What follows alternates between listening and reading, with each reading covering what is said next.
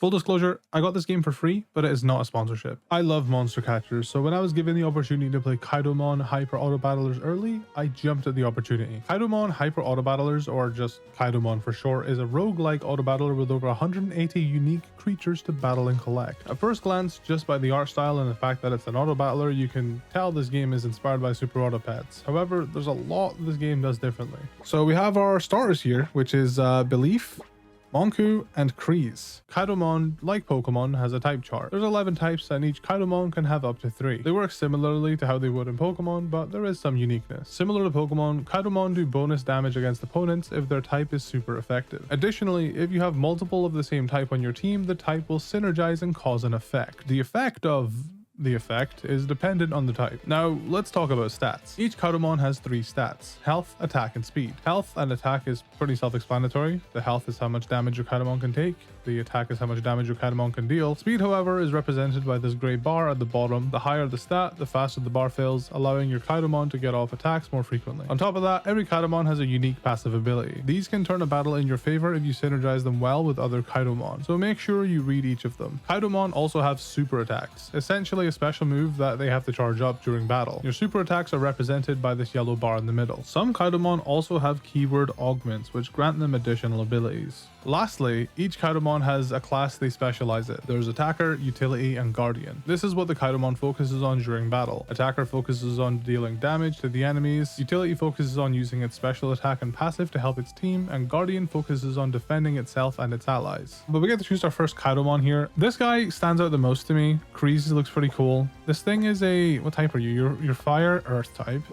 and you're bug, grass, which is never good. You know, let's just take Kreese. After you choose your starter, you get to explore 3 random regions. Be sure to pay attention to what's going on up ahead, because alongside regular battles, there's mini bosses, random events, and camps, all of which can seriously affect how your run goes. The goal is to get to the end of each region and beat the boss. Probably go against something that we can beat, right? So I mean, we kind of go crazy against this. Let's give this a shot. Since we're about to take on our first battle, allow me to explain how this works a bit more. Because Kadomon is a roguelike, in this case, it means if you lose, you have to start over on a fresh attempt with none of your previous progress. All you keep in between runs progress-wise is the entries for the Kadomon you discover and achievements. As for how you lose, a loss is determined by morale. Once you lose all of it, it's a game over. You start off with 100, and each time you lose a battle, for every Kadomon on the enemy team remaining, you lose 10 morale. Pretty fair if you ask me. Each battle has a maximum of 4 versus 4 Kadomon at one time. Before the battle begins, you're given the opportunity to set up. You can see the enemy's team and you're allowed to swap the order of your Kadomon around. You even have access to any Kadomon you have available in your party, which is an additional 6 slots on top of the 4 slots you already have for your team. Being limited to 10 Kadomon total means you have to manage which Kadomon you want to keep during your run. Don't worry, Kadomon you no longer want can be sold for experience candy, which can then be fed to power up your remaining Kadomon. Let's just see how this plays out, I guess. We gotta hold this down.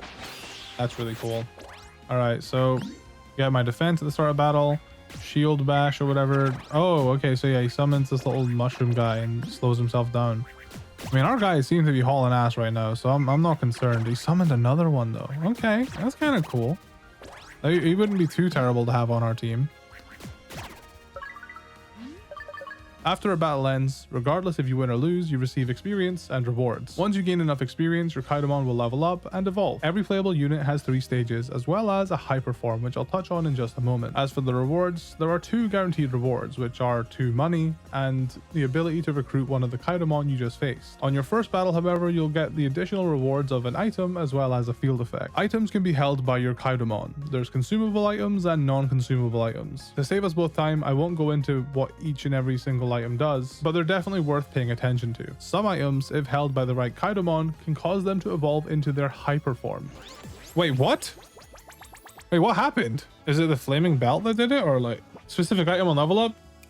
Dude, that is... that was not intentional. Including hyperforms, every playable unit has 4 stages, meaning the highest level your Kadomon can go is level 4. Then there's field effects. They affect you permanently after you obtain them. Just like items, there's a whole bunch of these, so be sure to give them a read over whenever the opportunity to get one arises. To get more items and field effects, at the top here it tells you how many more battles you have to go through before you'll receive them again as a reward. There's plenty of other ways to receive them, however, such as beating mini bosses, random events, and you can just straight up buy items from the shop. Speaking of the shop. Once you've claimed all your rewards, you'll be taken here until you decide to continue. You can buy Kadomon and items from the shop. If you don't like what's on sale, however, you can restock it by using a ticket. Tickets are separate from your regular currency, and you can obtain them by beating mini bosses or random events. Here you can also release Kadomon as well as combine items. Since I can't afford anything at the shop and we only have 3 Kadomon, I'm just gonna continue.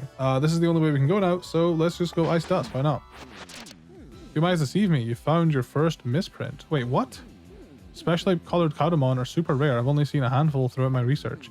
Heard rumors that each Kadomon has multiple misprints. Maybe you'll get lucky. Misprints are really cool way to describe them. Oh, so this is a misprint. I don't know if that's guaranteed or if I just got really lucky there. It wouldn't be a monster catching game without a shiny equivalent. Yo, wait, that's a shiny one! How about another shiny? As mentioned, these are referred to as misprints, and there's 2 different rarities. The first is 1 in 1,000 odds, and the second is 1 in 2,000 odds. As for how you keep them, if you find a rest area, you have to give up your misprint for this run in order to unlock them for future runs. You can select which color Kadomon you want to use in your Kaido decks. I wasn't a fan of this feature at first, but considering how much you'll be replaying this game, I think it's a fair trade-off for a permanent misprint. And there you have it. I explained most of the basics of this game and hopefully entice some of you to give it a shot. There's still so much I have to learn. I haven't even managed to beat all 3 regions yet. As for my opinion on the game, if you couldn't tell already, I'm a big fan. I love the art style, I love the creatures, I love the music, and the gameplay loop is addictive. I'll definitely be playing this game a lot more, so don't be surprised if you see me stream it here on my YouTube channel from time to time. You can buy this game on Steam tomorrow, March 25th. Thank you for checking out the video. If you're interested in other non-Pokemon monster catchers, I have 2 videos for you to check out right here.